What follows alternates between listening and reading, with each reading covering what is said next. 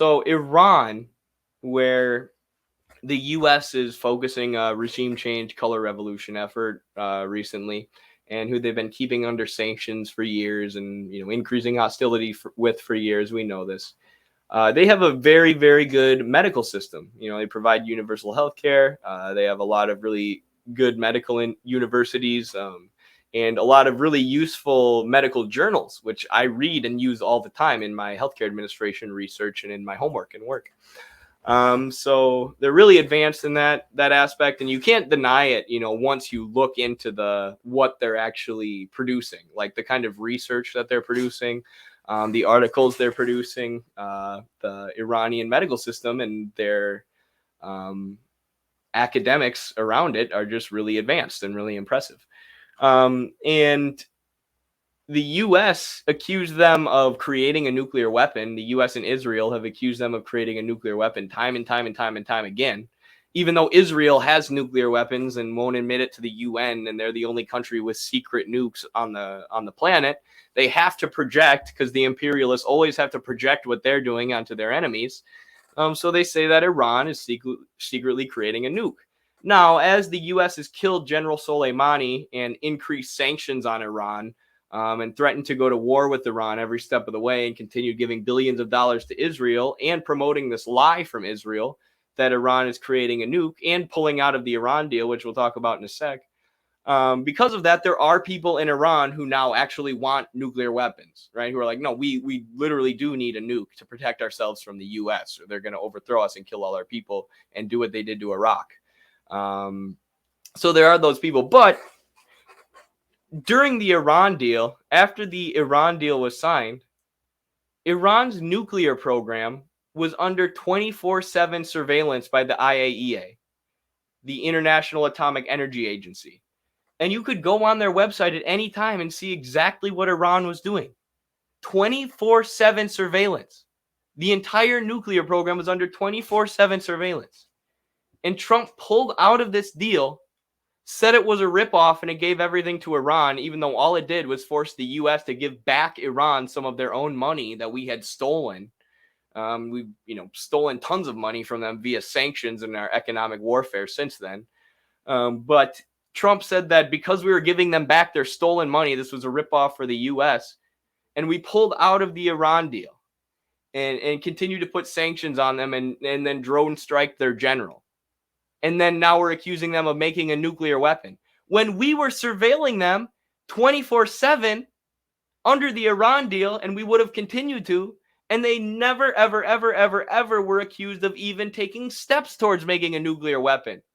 But now there are people in Iran, a lot of people who actually want a nuclear weapon, because the U.S. lied about the Iran deal, pulled out of it, assassinated their general, and started sanctioning their medical supplies during a global pandemic. So the whole thing with the Iran deal was ridiculous. And what they kept accusing Iran of doing was enriching uranium. They kept accusing Iran of enriching uranium, which, if you look at the IAEA reports, and as I said earlier, if you just look into what Iran is doing with their medical system and the kind of articles that they're publishing, kind of medical literature that they're publishing, peer-reviewed scholarly stuff that's used and cited in the U.S. all the time, they are enriching uranium for medical purposes, right? They're doing a lot of cool stuff with cancer treatment and using uranium for medical, to create medical isotopes is what they're called. They also have a nuclear power program. They use it for energy, but what they're doing is extremely cool.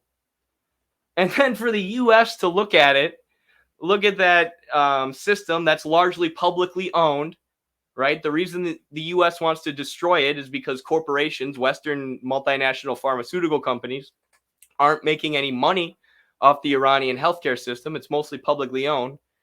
So even though it's working well and doing a lot of amazing things that we're not doing in the U.S., we look at that and we say, this is evil. We lie about it to say they're making a nuke. We pull out of the Iran deal, sanction it, assassinate their general, and just try and do everything we can to destroy them, when they're making freaking medical isotopes. And an article I found this week, somewhat related to the isotopes, I probably should have pulled up an article about that. And I probably should have pulled up the IAEA reports. But this is such an interesting thing that came out of the this came out of the Tehran University of Medical Sciences. Okay, this isn't actually the article that I wanted to pull up. This is a different one, but it's about the same thing. Also from an Iranian medical journal. The other one was called like the Medical Journal of the Islamic Republic of Iran, that analyzed the same thing. But they did a critical review of rationing in healthcare systems. So what does that mean? Well, people in the US who are against single payer and are against the public healthcare system, who want to protect the corporate dominated healthcare system we currently have, they say that, these people want to move towards socialist medicine and they want to ration healthcare. They want the government to ration care and decide who gets it. And it's like, dummies, every country on earth rations care. In the US, we ration care. Every country, has a finite amount of healthcare services and resources that they can give to their people. But only in the US do we ration it by dollar. Do we ration it by the size of your wallet? If you're rich, you can afford healthcare. If you're poor, you can't, because the whole thing is commodified. It's all commercial, because all the healthcare companies, all the people in charge of it, are private institutions, profit-based institutions, selling medicine as a regular commodity. So in countries like Iran, who do have universal healthcare, or countries like Cuba, or even if you look at the UK's National Health Service, even in a capitalist country, and the capitalists are always trying to cut the NHS and cut people's healthcare coverage. But even there, they ration healthcare much more effectively because they ration it based on need, right? If you stubbed your toe, even if you're the richest person in the country, you're probably not going to get served. You're not going to get healthcare before someone who's dying of cancer, right? They ration it based on need. We have a limited amount of resources. We have a limited amount of care. Let's distribute it as efficiently as possible and have things be as cohesive and cooperative as possible, coordinated as possible, not fragmented. And let's ration care in a way that makes sense. In the US, we have this horribly fragmented system because of the insurance industry, as we talked about earlier, and their profit motivations. A horribly fragmented system, and a system where 20 to 60,000 people die every year because they don't have access to health coverage at all. Right? So not only is it fragmented, not only do people have trouble getting healthcare from the provider that they actually want or that they like, and they have to choose what their insurance industry wants. And not only is the insurance industry trying to cover as little of your healthcare as they possibly can, forcing you to pay for as much of it as possible so they can make money, to the point where 40 to 60% of Americans now have medical debt. And we ration our scarce resources by the size of your wallet, right? You get really good healthcare if you can afford it. You can have a million specialists if you can afford it.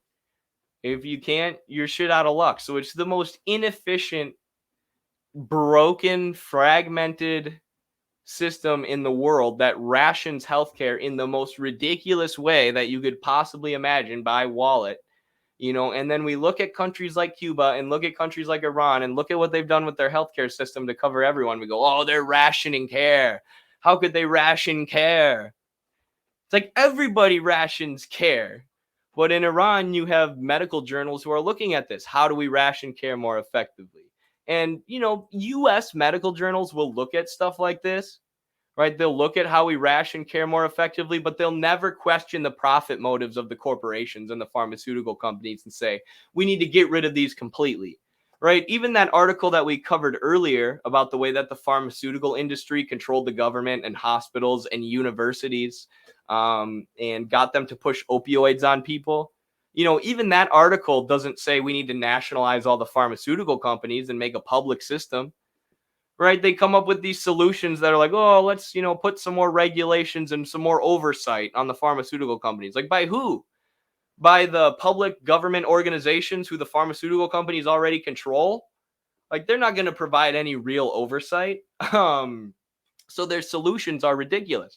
Versus Iran, versus this country, which, they're not socialist, but a lot of their major industries and banks are publicly owned. Most of their healthcare system is publicly owned.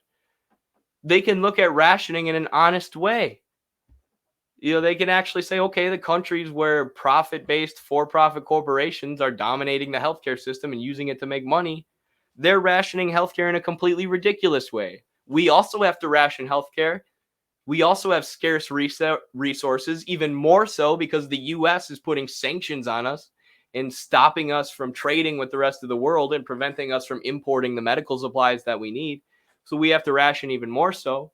But we can do it in a more intelligent and a more efficient way, especially if we increase the amount of medical supplies that we have, increase the production of them.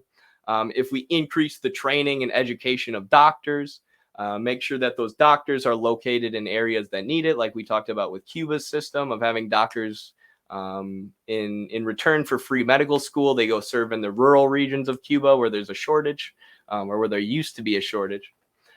So all these things are planning, socialistic central planning. Having public control of production and the distribution and production of commodities, or not commodities, but goods and services. Controlling that and doing it in a way that's more rational than the market-based system of distribution and production. And even in our universities and in academia in the US, we're not allowed to suggest these solutions, these socialistic solutions of planning. Right? We have to either accept the idea that private is always better than public and that for-profit firms will always do better, or accept that socialism has always failed, and we need capitalist markets, otherwise we'll just be in a total dictatorship. Like, we're already in a dictatorship, dog. We're in a dictatorship of the pharmaceutical industry and all their buddies.